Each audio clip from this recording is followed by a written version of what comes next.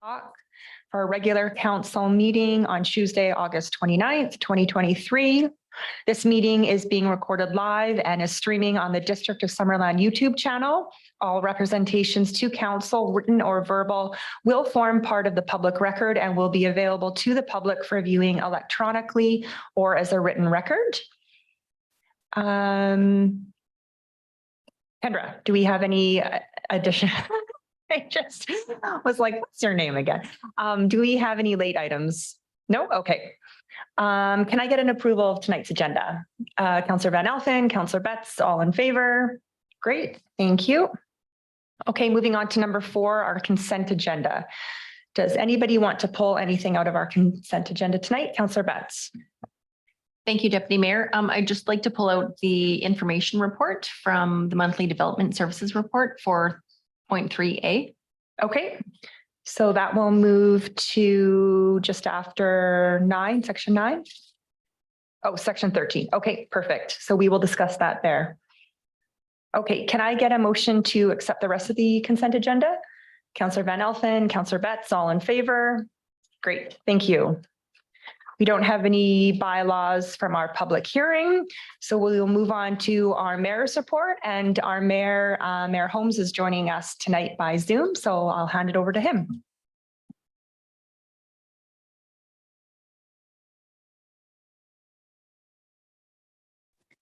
Sorry about that. Just let me find it. You want the CAO to go first? No, I'm good. You got it? Okay. Yeah. Okay, so yeah, as the Deputy Mayor mentioned, I'm out of town. I'm in Victoria, so thank you, Deputy Mayor, for chairing today. First, I'd like to express gratitude to the firefighters and other first responders who have been working heroically to protect our communities against the wildfires that have been burning in the region. Our thoughts are with those who have had to evacuate, and especially with those who have lost their homes. Last week, on behalf of council and all of Summerland, I wrote to the mayors and councils of West Kelowna, Kelowna, and Lake Country, to the chief and council of West Bank First Nation, and to the board of the Central Okanagan Regional District. These are all areas where structures have been lost to the wildfires. And I wanted to assure our neighbors that Summerland would continue to offer assistance wherever possible, as we did by sending a fire truck and a crew to support the coordinated firefighting efforts in Kelowna and West Kelowna. And as many of our local businesses and residents have done by opening their doors and making generous offers of support to the evacuees, Summerland has stepped up, as we always do. On August 17th, Councillor Van Elfen and I attended the board meeting of the regional districts of Okanagan and Similkameen, where Councillor Van Elfen brought forward a motion that was supported by the board to write to the province asking they close the backcountry to reduce the risk of starting new fires. On August 21st, the RDUS and its member municipalities, which include Summerland, together with local First Nations and the RCMP, issued a joint statement to raise awareness that many wildfires are human-caused and accidents can happen even when precautions are taken. Under the current extremely dry conditions, a small spark from an off-road motorized vehicle can quickly grow into a large wildfire.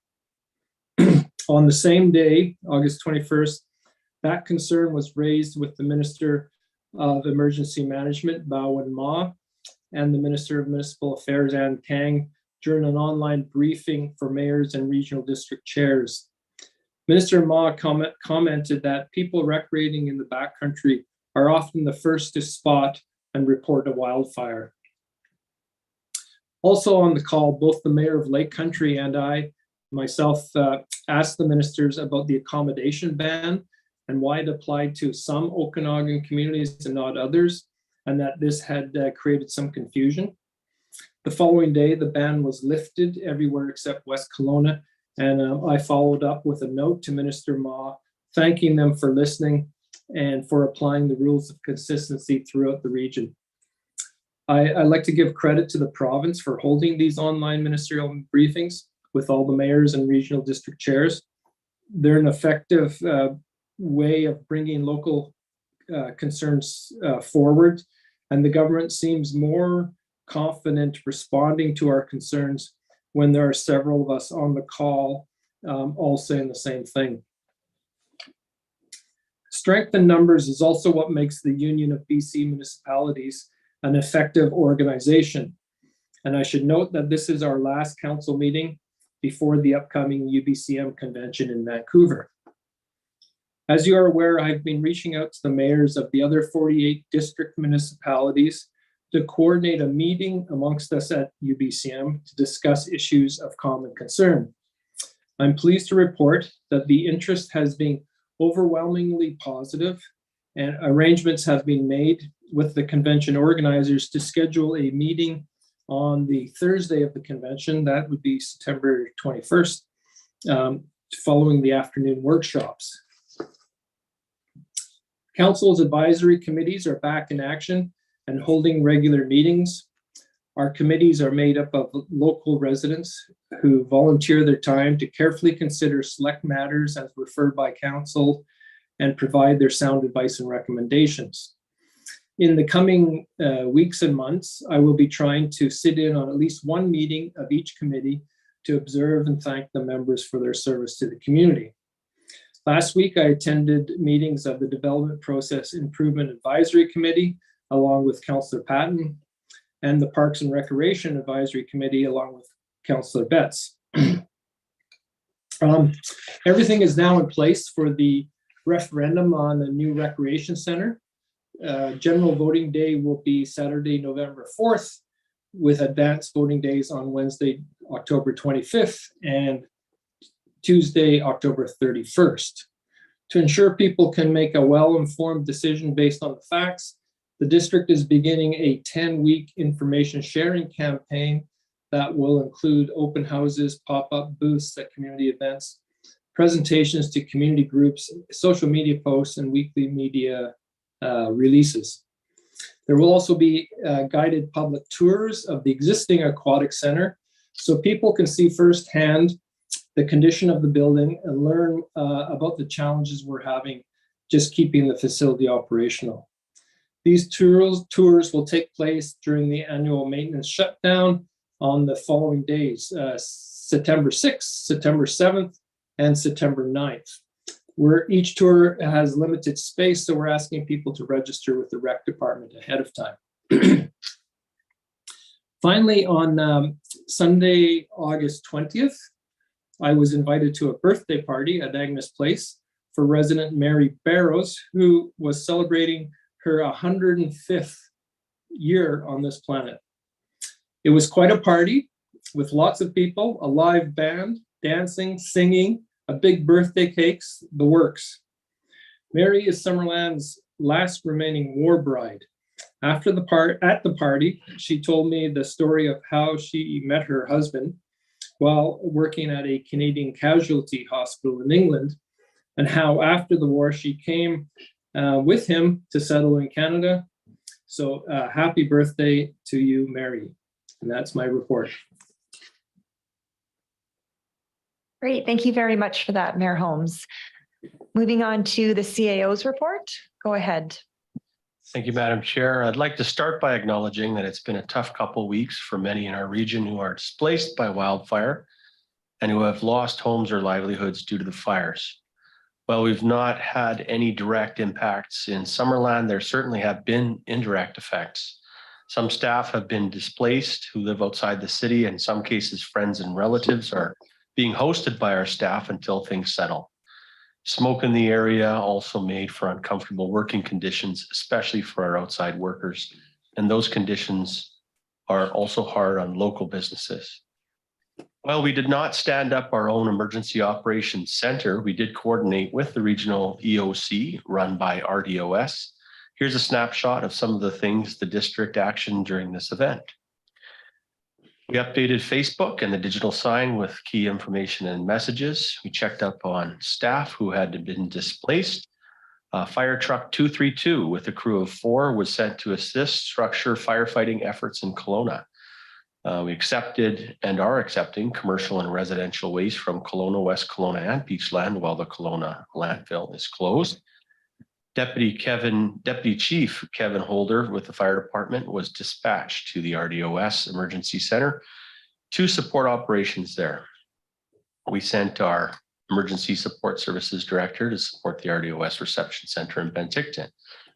We sent out a joint statement requesting that the public avoid natural areas and the backcountry to reduce fire risk. We reposted the mayor's podcast on emergency preparedness, and we pushed Voyant Alert. In fact, signups went up, 400 additional Voyant Alert signups during that week. We offered additional public swimming and public skating sessions to avoid the smoke and heat and to support community recreation. We also worked quickly to provide new indoor family drop-in recreation opportunities on the curling club dry floor surface in the arena banquet room. Some specific details as follows. 2 morning swims were arranged that received 142 attendees. 2 afternoon public swims were arranged, receiving 77 attendees. The regular weekday evening public swims were extremely busy at 320 attendees. We had 2 parent and taught play sessions that had 70 show up, 2 bike and scooter sessions at the curling club with 33, family time with inflatable bouncy castles in the curling club with 65 attendees, and that was in partnership with Party Perfect. And 5 afternoon public skates with 133 attendees. So that's a total of 840 drop-ins. In addition to these specific efforts, I'm proud of staff who continued to show up and do their job each day to keep the services people rely on running, particularly since our city became a kind of safe harbor for many in the region. I sincerely appreciate the many late hours that have been worked by some staff during this time and the big team effort to serve our people. Work on the pier is finally about to start again. We had to put down tools when it was discovered that a threatened bird species made a nest under the old pier. Biologists assigned to work with us from the federal and provincial governments further asked that we not communicate about the issue at that time, as it could result in public curiosity about the nest, or perhaps even the removal of the nest. We were relieved to see that bird leave the nest after the baby birds were out, except that when we were about to restart the work again, the biologists noted another different nest from the same protected species that had been set up under the pier in the meantime. Once again, we had to pause work on the project while the eggs hatched and the fledglings grew and finally left the nest. In the coming week, we should receive the go-ahead and being able to bring back our contractors and staff to get the old pier out and to start working on the piles for the new one. Our operating window is tight because we could not actually start the project until the Rocky Mountain Ridged Mussel survey was completed, which required a water temperature of 72 degrees at the bottom of the lake and at the end of the pier. And we had to stop working in the water working in the water due to other environmental windows. That'll likely be in mid-October. So we are excited to get going on this important community project. And we thank everyone for their patience as we work through these unforeseen circumstances that were outside of our control. That's all I have. Thank you. Okay, thank you very much, CAO. Moving on to our public comment opportunity, we have 15 minutes set aside. You can comment on anything on the agenda. I'll just check with the corporate officer. Is there actually anything that we can comment on during this period? Are these okay? So if you want to make a statement about anything else council related, you can do that at the end of the meeting. This period is usually set aside for anything that's on the agenda, but none of those can be talked to tonight. So we'll move on. All right, development reports, 9.1 development variance permit. And this is for 11306 Fife Road. And our Director of Development Services will take us on this one. Thank you. Thank you, Madam Chair. Actually, our planning technician, Shannon Tui, will be giving the presentation. Sorry, Shannon. Go. Thanks a lot. Thank you, Deputy Mayor. This is a development variance application for 11306 Fife Road in Summerland to allow the construction of an animal shelter set within the front yard setback. This application was a bylaw enforcement file after a complaint was noted for a cement slab being poured in the front yard close to the road and electrical poles. The subject property is designated agricultural within the district of Summerland's OCP. The overall goals of this designation is to support our farmers' agricultural activities and help strengthen the economic base of our community.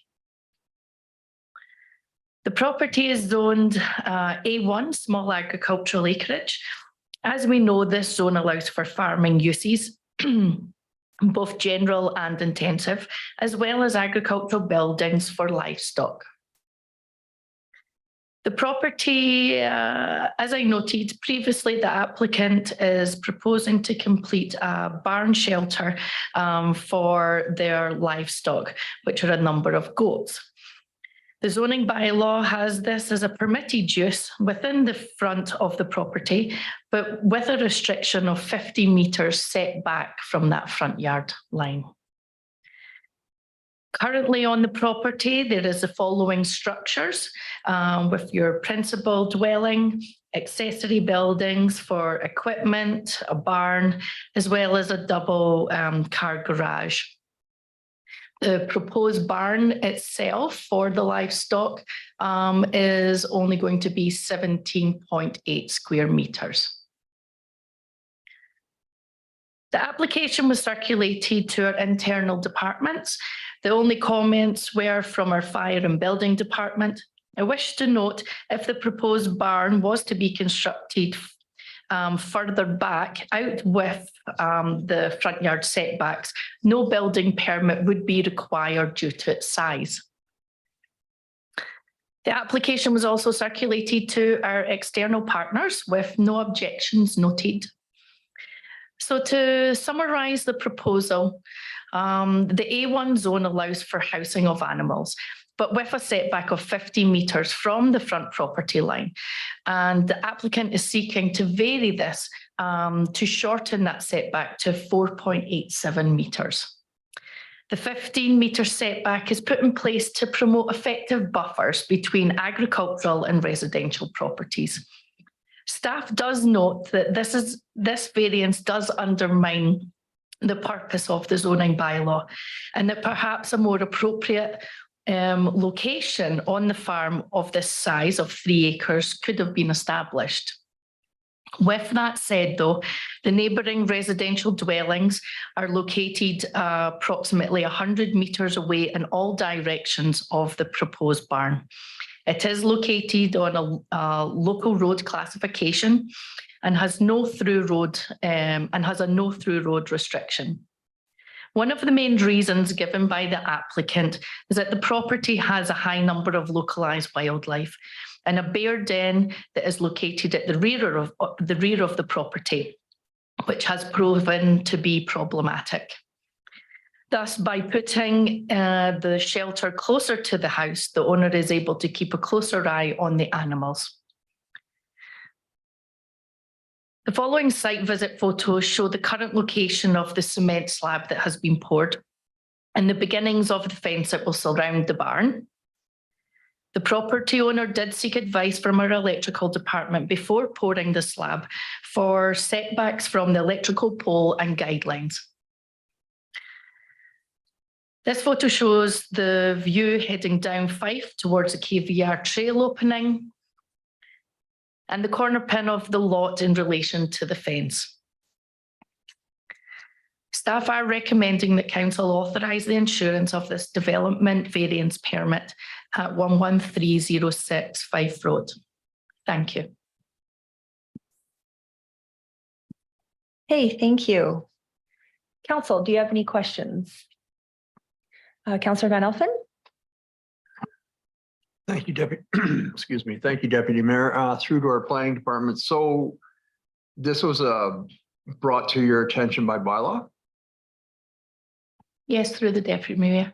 Yeah, it was a by law enforcement. Someone had called to complain that cement slab was being poured and they thought it was too close to the property. So then if they would have built further back, they wouldn't need a permit because it's under the 500 square feet. Meters. Yes, that's But correct. being that they did what they did and bylaw was involved, do they now have to pay double permit fee because of the bylaw infraction?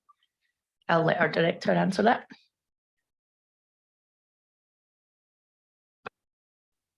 Through Madam Chair to Councillor Van Alphen, no. The development variance permit application fee was required to be paid, but normally we take double building permit fees. But because this is exempt from our building bylaw, they don't need to go through that process. Thank you. Councillor Peak. Were there any letters received from the neighbors? Through deputy trainer. Yes, so we received one letter of objection. And we also received two other letters that weren't an objection, but just wanted some verification on details.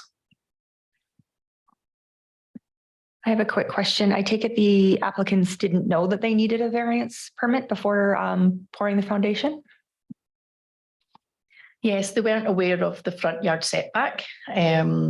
They had, as I said, already contacted our electrical department, and because they thought that that was prominent because it is quite close. So they had done all the other aspects. They just weren't aware of the front yard. Okay, fair enough. And I just have one follow-up question. Is there any concern about animals being close to the road? I guess, are the applicant, Kendra, are the applicants allowed to speak if we have a question for them at all? Okay, okay. Yeah, I guess, are there any concern about the animals being that close when normally we would require a bigger setback?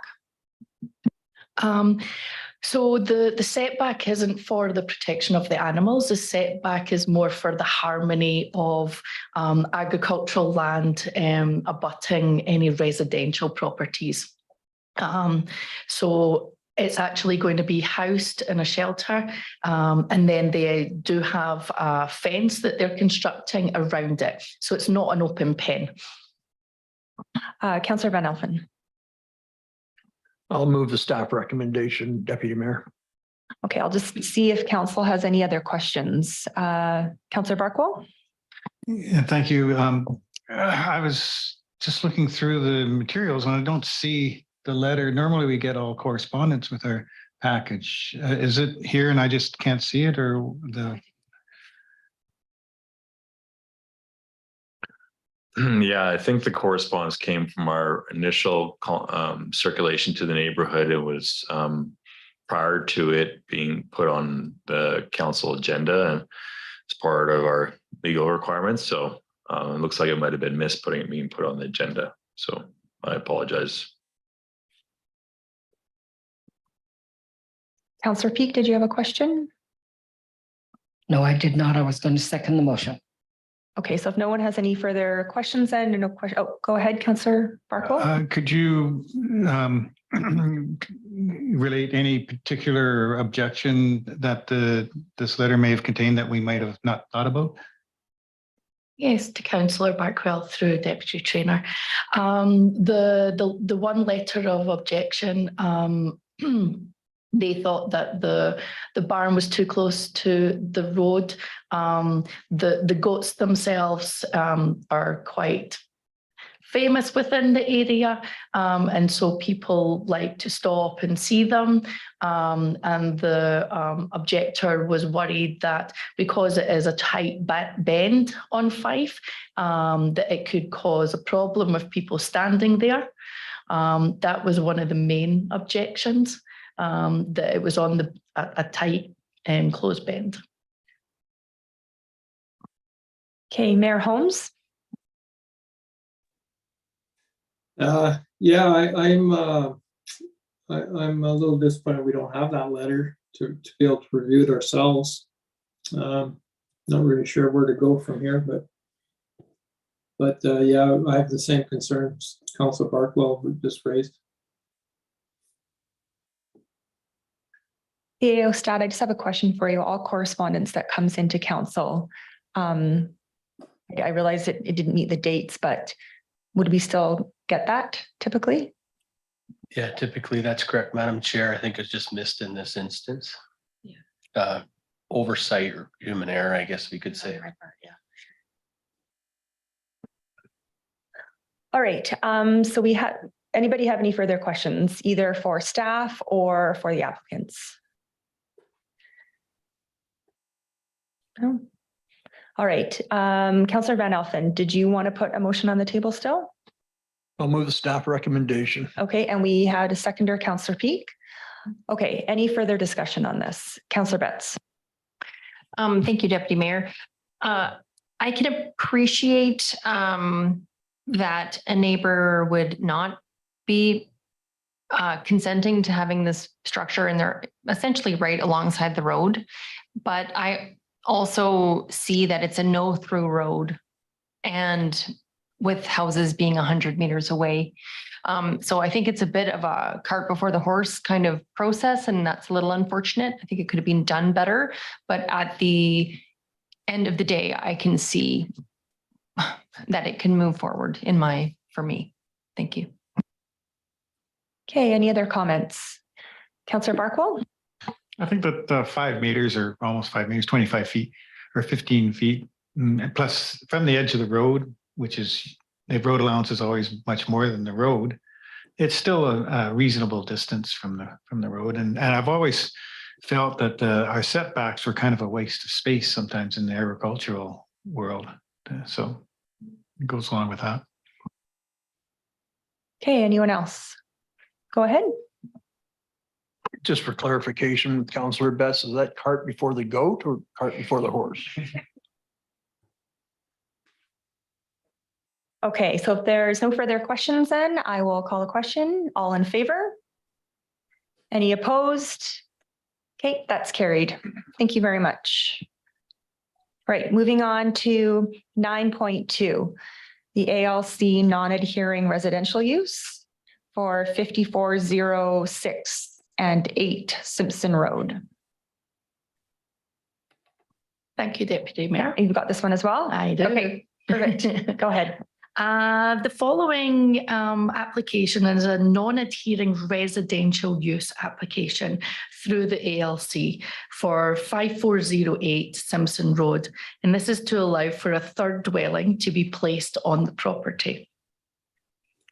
The subject property is designated agricultural with the districts of Summerland OCP designation.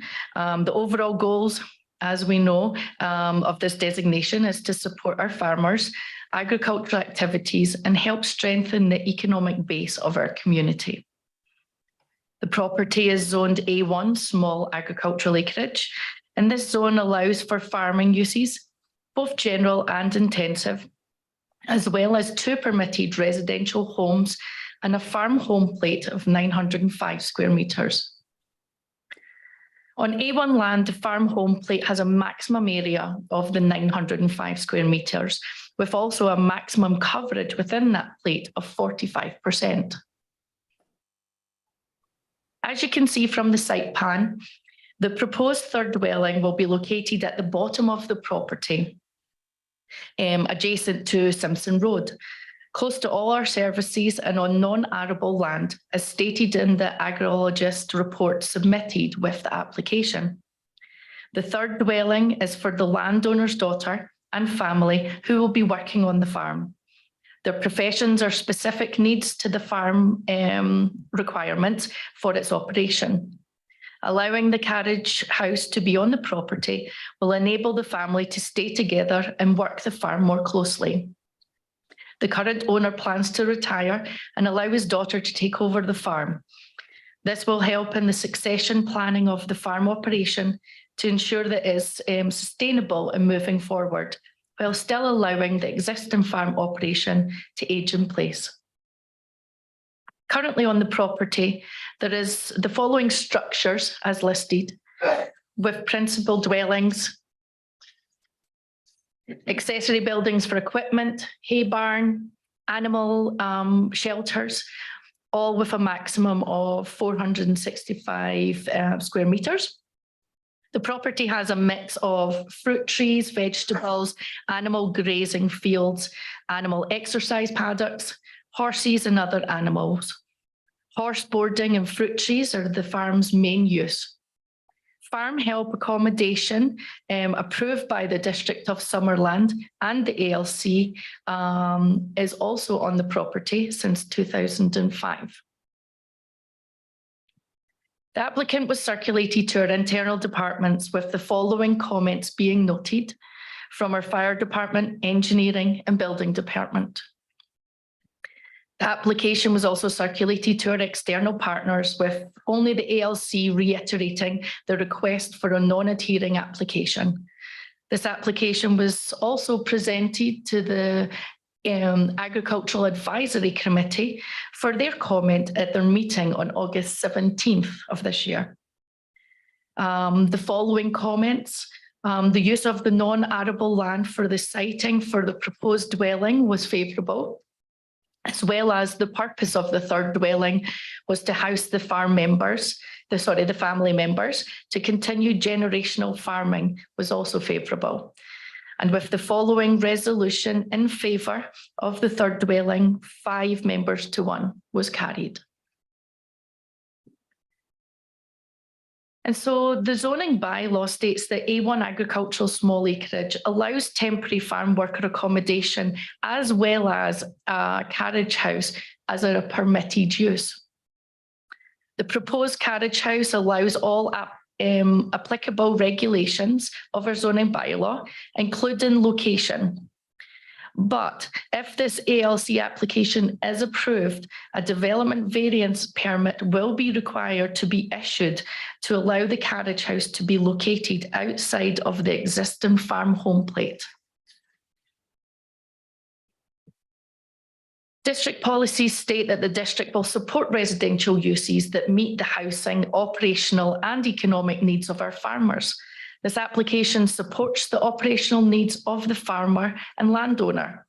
This application supports the operational needs of the landowner and its generational farming. The farm will be entering a 4th generation with his daughter's succession. Approximately 33 acres of the estate have been owned by the family since the late 19th century along Simpson Road. Staff are recommending that the application for a non-adhering residential use be supported by council to be forwarding the non-adhering residential use application, ALC 68919, to the Agricultural Land Commission for a third residential use for the purposes of accommodating the family at 5408 Simpson Road. Thank you. Okay, thank you. Council, do you have any questions? Councillor Van Elfen? Thank you, Deputy Mayor. Through to our planning department, under internal referral comments, building department, geotech may be required at building permit. I can understand that. An energy advisor may be required at building permit? Like, why is that? Sorry. Through Madam Chair to Councillor Van Alphen. For every new dwelling within Summerland with our new BC Energy Step Code adoption, this is now a requirement for dwelling, and it's primarily to try to reach that level 3 step level for insulation requirements of the Energy Step Code. We need that modeling report to be completed. Now, would this also apply on a rental? If you had a building that you're renovating to turn into farm workers accommodation and or secondary dwelling? Through Madam Chair to Councillor Melvin, I don't know. It really is. That's where it gets into some gray area of the building official's discretion. It depends on the scale of the renovation. Yep. Like definitely if it's a kitchen makeover, probably not. But if it's like you're gutting the entire house, including ripping all of its insulation, then probably yes. Okay, thank you for the clarification. Councillor Betts? Thank you, Deputy Mayor. I was at the Agricultural Advisory Committee meeting, and one of the questions that was brought up was regarding the water service for the property. There was a discussion, but I wasn't sure if we landed on an answer about are additional water services not only permitted, but is there capacity on that line for additional housing on Simpson Road? Can you speak to that, please? Through Madam Chair to Councillor Betts. Yeah, I remember that discussion. I think it was a much broader discussion of the AAC as well on the needs for water within that area of the community for irrigation and agricultural water, as well as system separation being a goal in this area for the district of Summerland for the future, and that there was limited water available perhaps in that area. Definitely when it comes to this specific proposal, I believe the intention is to either come off the existing service. I'm not too sure where off that existing service, but that would be something they would have to confirm to us before at the building permit stage, if that makes sense.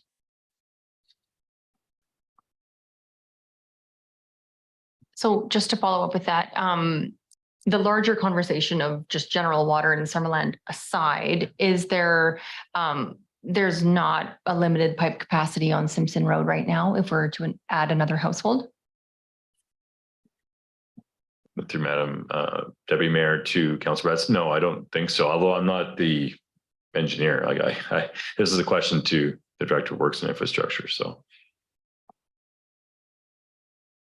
Councillor Van Elfen, did you have a question? No? Okay. Okay, can we get a seconder? Okay, Councillor Barkwell, any further discussion on this? Go ahead. Thank you, Deputy Mayor. Just comment. This is, in my opinion, this is what it's all about. Secondary dwellings on farmland, especially in this situation where they're bringing in daughter and a son-in-law and children and what have you, and eventually, hopefully, take over the farm. I'm surprised that the applicant is thinking of retiring. I think you're way too young. But anyways, I think this is right up what we've always kind of envisioned. Thank you. Go ahead, Councillor Barkwell. Okay, thank you. Just to Councillor Betts' concerns, it's my understanding, and Brad would probably correct me if I'm wrong, but anytime there's any new development, whether it's downtown or somewhere else, our works department reviews the capacity of both the electrical and water supply and would, specify what was required if so. I don't think that's a concern. I don't expect it to be a concern. Councillor Peak. I'd like to acknowledge that I believe this applicant has done a very good job in getting their review done before they made the submission. And to have a succession plan for your farmland is a wonderful thing. So that kind of opportunity is good for you and it's great for a community. So well done. Go ahead, Councillor Betts. I absolutely agree with Councillor Peak, through the Deputy Mayor. I really think that having intergenerational farming plans is extremely important, and the whole point of the secondary dwelling on farm properties. Also, I'd like to make note that the additional, which would be third dwelling on this property, is planned to be located on a non-arable part of the property, and I think that that's a very strong part of the application. Thank you. Good. Okay. Seeing no further comments, then I'll call the question. All in favor? Any opposed? Okay, that's carried unanimously. Thank you. Okay, moving on to 9.3, ALC non-adhering residential use for 25208/10 Wild Horse Road.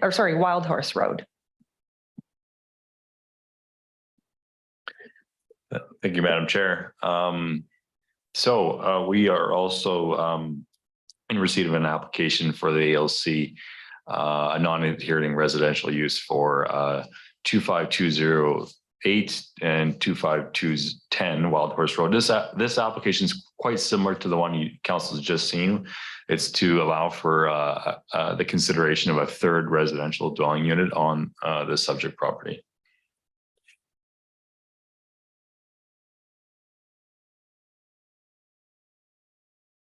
Thanks. So this parcel is located in Garnet Valley. It's 11.94 acres in size. 9.24 of that hectares are arable land. Principal use right now on the property is agricultural, and including an equestrian business located on the property, which we'll get into. And there's a large indoor riding arena also on the property. There's 2 existing residential dwellings, a principal dwelling and also a mobile home. And the mobile home's on a temporary foundation and can be considered for the purposes of our zoning bylaw as a temporary farm worker accommodation unit. So in terms of zoning, zoned agricultural large acreage, this allows for multiple farm uses such as greenhouse, livestock, orchards. It also allows for a farm home plate that's larger than the A1 zone of 1,200 square meters, and in which all residential uses have to be included within that.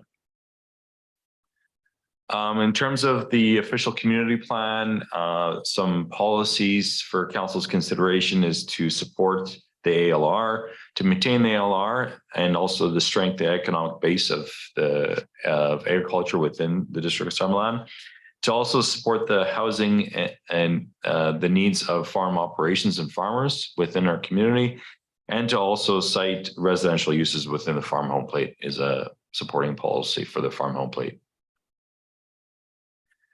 This property is located within the ALR, so it is subject to the ALC regulations and the ALR general use regulations, which includes not allowing more than 2 residential dwellings. And for that reason, that's the reason why this application is being brought forward to council for consideration. So just to clarify these existing residential structures, this first slide here is the existing principal dwelling. You can see the dashed red line around the existing house that was constructed in, I think, not too sure the year actually, but probably one of the first construction on the property. And then in 1981 was the construction of the second residential dwelling. Again, like I mentioned, it's a mobile home on a temporary foundation, can be considered for the purposes of our zoning bylaw as temporary farm worker accommodation. If council remembers too, our temporary farm worker accommodation rules allows for the siting of that farm worker accommodation outside the farm home plate. And this, as well as in an area that's non-arable and close to a roadway. And you can see that this siting of the existing dwelling is following those approach of our zoning bylaw. And the third proposed accessory residential dwelling, which would have a maximum 90 square meters, is proposed to be constructed in a new building to be constructed that would allow for additional carriage spaces for the equestrian business on the ground floor level, as well as having a second floor story carriage house. So the residential portion of the building up to 90 square meters would be located on that second story, while the horse kind of stable would be on the lower level. So in terms of internal comments, the building permit would be required, and it would need to be compliant with BC building and fire codes, noting that there's 2 different types of occupancies, agricultural and residential in this building. It's outside the 10-minute response zone area, and also there might be the need for a new water service connection to service the building. So staff presented this application to the Agriculture Advisory Committee in August 17th. There were concerns about further farmland being turned into estates by allowing a third residential dwelling unit. And there was some concern from the committee of how much are we going to allow residential use to happen on a farm parcel. There was some question of the placement proposed dwelling unit, but staff clarified that it was proposed to be within the farm home plate. There were some questions regarding zoning and accessory uses. There was a request from one member to see further detail and further reports of topographic and contours so that they know kind of if it's a buildable area or not, or as well if it's a flat area suitable for agricultural use. And then there was a further question on the number of buildings on the site and their purpose. So ultimately, following that deliberation, the Agriculture Advisory Committee did provide support for this application proceeding to the Agricultural Land Commission for a third residential dwelling. They did provide a secondary portion of their resolution to also require a restrictive covenant to be placed on title to ensure that the dwelling unit that is currently existing, so that temporary farm worker accommodation, be removed if the agricultural uses cease on the property. Because again, there was this concern of the being too much residential use on this property moving forward. So in staff's report to council, you'll see that we've included a staff's perspective on this to council, and that we feel like the zoning bylaw already provides a significant enough tool to allow for enforcement if the agricultural use was to stop, that the temporary farm worker accommodation would also have to stop because it's a accessory use to that farm operation. So, and right now our zoning bylaw only allows a principal dwelling and a carriage house and nothing greater than that. So we feel at the staff level that the use of a restricted covenant is not necessarily necessary for this application. Definitely council can consider putting it on as a part of the resolution as well. But our recommendation, sorry for this one, is that we proceed with the Agricultural Land Commission to allow for the third residential accessory dwelling, and that be restricted to our carriage house regulations. I'm happy to take any questions on this one. Okay, thank you. Council, any questions? Councillor Peak. I might note in a previous life that sometimes that codicils or covenants get lost in the shuffle, and in fact, the use of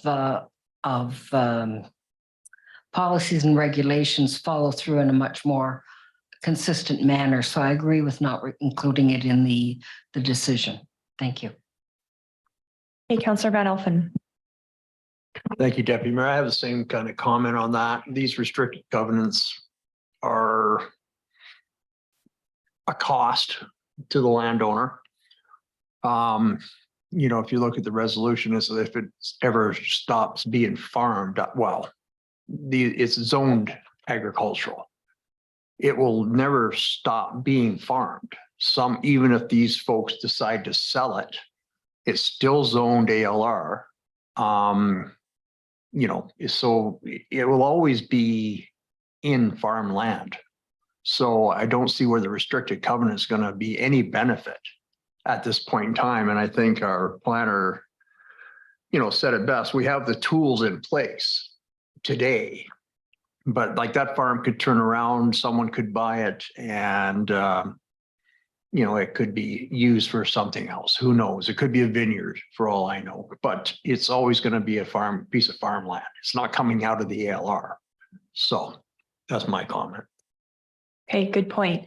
Any other comments from council or questions?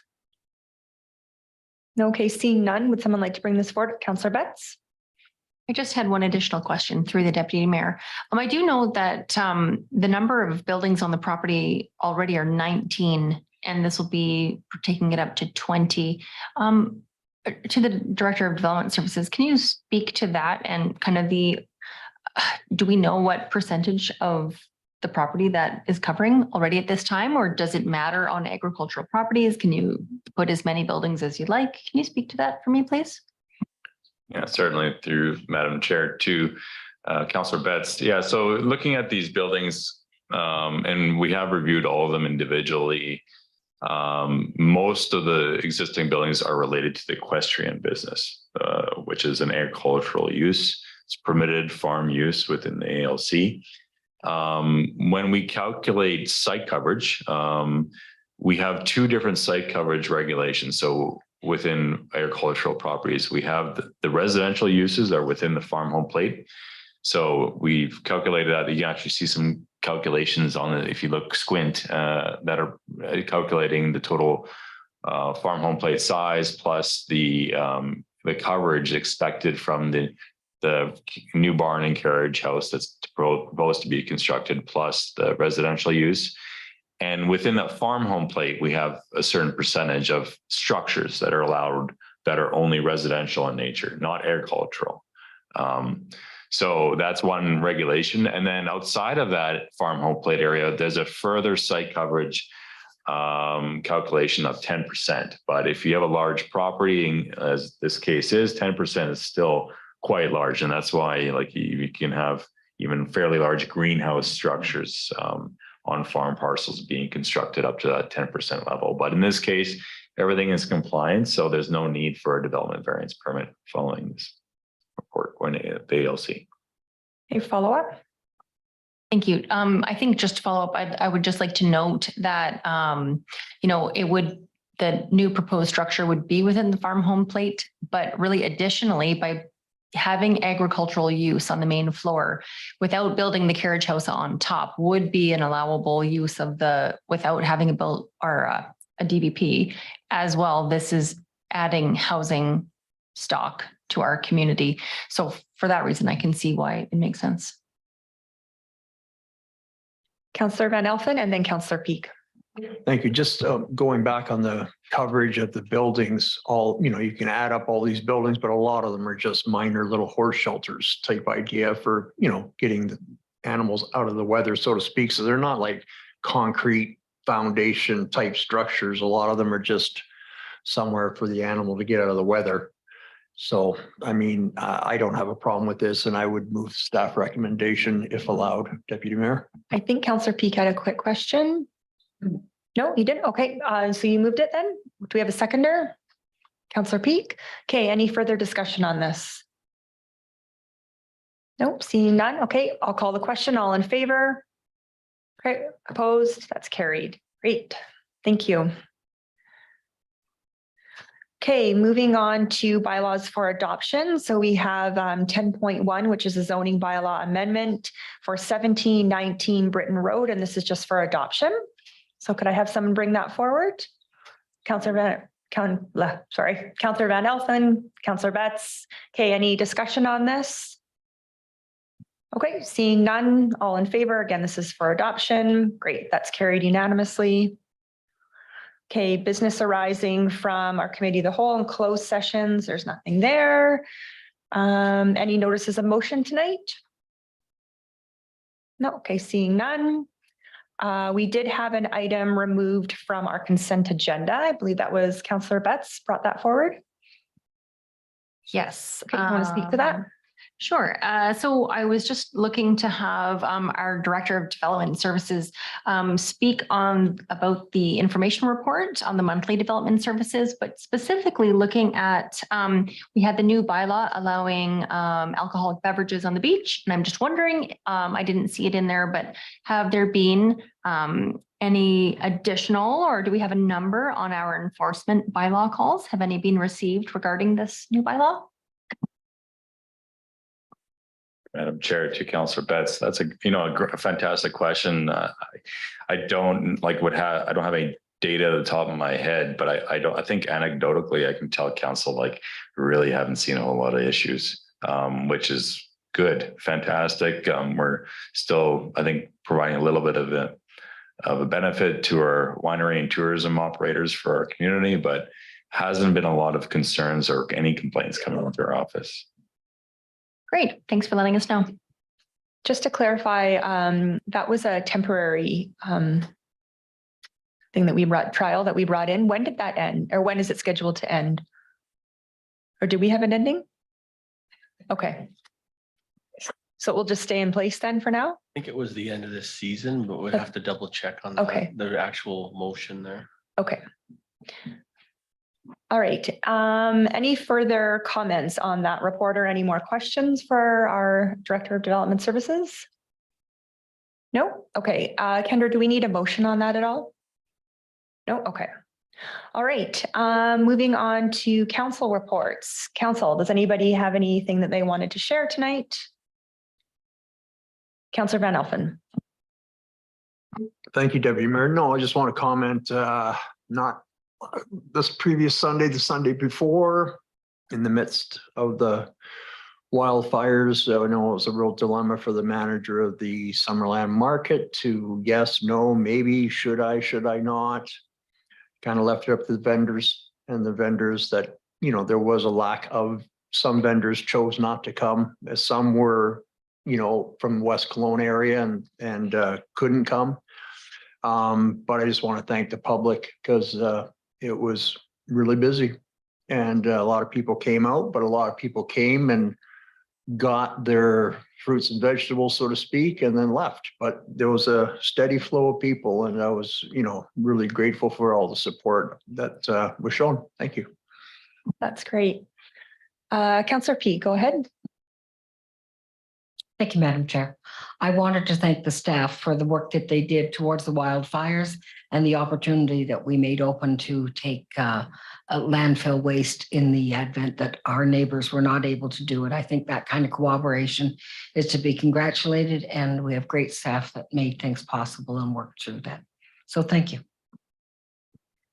And again, I'll just thank staff for pivoting really quickly and opening up our rec centers, rec facilities for extra recreation opportunities, allowing people to get out of the smoke.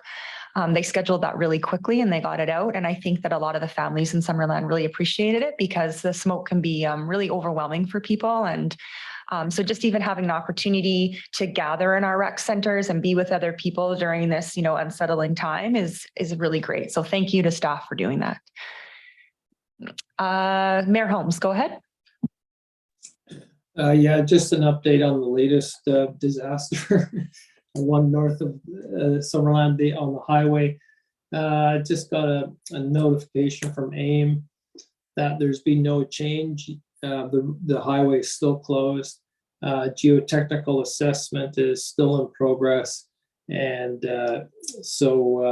this is outside our municipal boundaries. So we don't get information directly the way we did with the landslide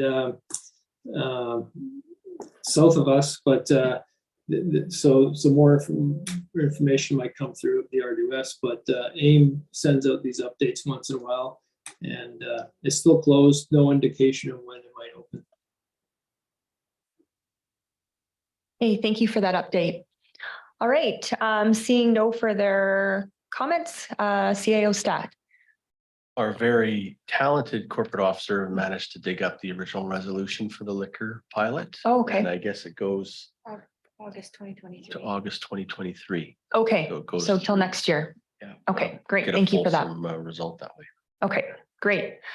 Okay, we are on to public comments. We have 15 minutes for this. Would anybody in the public like Marianne? Yeah, come on up.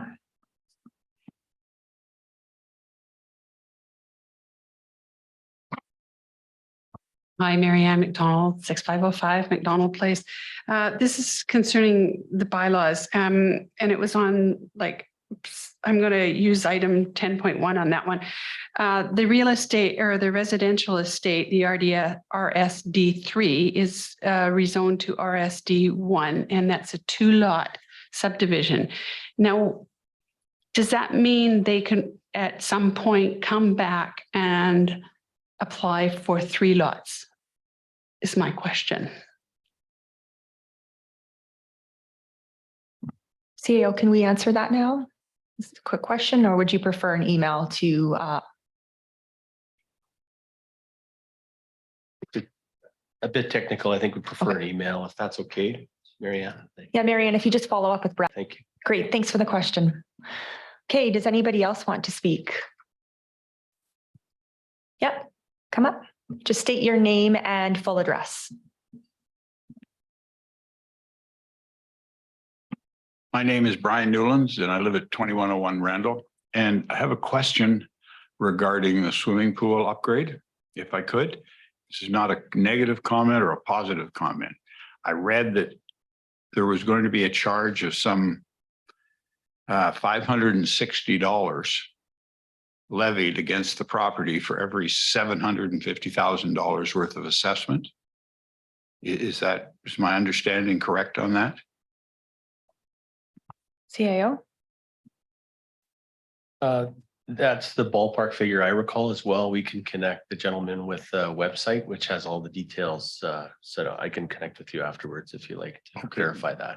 And my assessment is fixed every year. And I've noticed over the years that I've had property that the assessment increases. And would there be a relative increase in a contribution to the swimming pool based upon the 560, 750 approximation? Or is it fixed? Go ahead. I think best to have that offline conversation with the gentleman, Madam Chair. There's a half paid through property tax increase and half through parcel tax that's level. So again, it's a bit of a technical answer, and we can provide some direct information to the gentleman. Yep. So if you want to just connect with our CAO after, he can answer those questions. Yeah, I'm just, my concern is, as I say, not for or against. I'm being asked to say yes or no. Okay, fine. How much? Well, we're not sure. And that's my concern. It's like, to me, it's almost like a condominium sale. I look at my house as a unit in a condominium project, Summerland. And if I buy a condo that has an assessment of $10,000 against it in the future, then I reduce my purchase price by $10,000 to accommodate the adjustment in the sale price. And that's where I'm just wanting to get clarification, so I know what it is and what the results of my ballot would be, depending on which way it goes. Okay, absolutely. Those are fair questions. So we can help you get the answers to those after this. After this being what? I'm sorry. You can connect with our CAO after, and he'll help you get the Okay, answers. thank you. Yeah. Thank you. Thank you for bringing that forward, though. I'm sure if you're asking that question, other people are wondering it as well. So thank you for bringing it forward. Any further comments? Yep, come on up. Did I just speak from the audience area? No, we have to ask you to come up to the podium. Just it's for public record. We just need you to state your name and your address. That's fine. Thank you. So my mic is on. Oh, yes. Oh, it's on. My name's Loretta Crowder. I'm a resident of Summerland. And having listened tonight to the council, and particularly what I've been reading in the last week or so about how Summerland has stepped up with the fire and the people welcoming the people and the waste disposal and the extra staff work that has gone into it, and how accommodating and self-effacing Summerland has been. And I am so proud to be a resident of Summerland, and I've been one since 1975.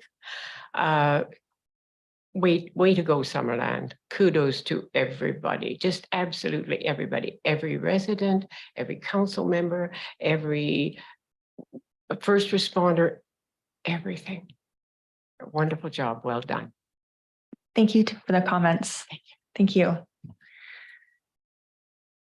Okay. Any further comments? Does anybody want to speak again? Nope. Okay. If we're all finished, then I will call for an adjournment at 7:03. Councillor Van Elfen, Councillor Betts, all in favor?